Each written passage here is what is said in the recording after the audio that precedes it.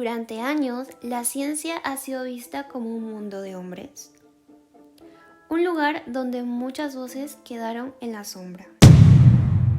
Pero eso está cambiando, y el cambio tiene nombre propio. Hoy conocerás a Ángela Vidal Verdú, una investigadora española que no solo forma parte del cambio, lo está impulsando, representando a una nueva generación de mujeres que no piden permiso para entrar en la ciencia, simplemente la transforman. Ángela Vidal Verdú nació en 1995 en Oliva, España.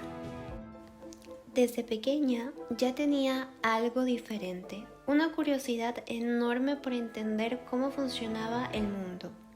Esa inquietud la llevó a tomar una decisión clara: dedicar su vida a la ciencia.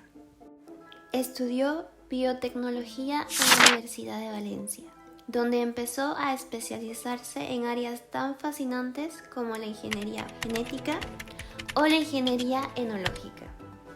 No era solo un estudiante más, destacaba por su capacidad para enfrentarse a problemas complejos y encontrar soluciones. Durante su máster dio un salto internacional gracias a una beca Erasmus. Pasó 5 meses en Dinamarca, trabajando en el Centro para la Biosostenibilidad. Allí no solo amplió conocimiento, también empezó a dejar huella. En 2019, con menos de 26 años, recibió el Premio Científico Técnico Ciudad de Argemeis. El motivo: una investigación sobre microorganismos capaces de degradar plásticos marinos. Sí, ciencia con impacto real en el planeta.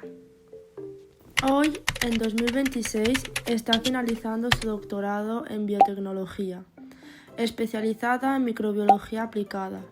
Forma parte de un grupo puntero en biología sintética y trabaja en el Centro de Investigación Biomédica de Valencia, desarrollando proyectos innovadores. Y por si fuera poco, ha sido seleccionada para una prestigiosa beca Fulbright, uno de los programas internacionales más importantes para los investigadores. Ángela no se queda solo en el laboratorio, también dedica tiempo a divulgar ciencia, inspirando a nuevas generaciones a seguir su camino. Su historia es una prueba de que la pasión, el esfuerzo y la curiosidad pueden cambiar el mundo. Ángela Vidal Verdú no es solo una científica, es un ejemplo de hacia dónde puede ir el futuro.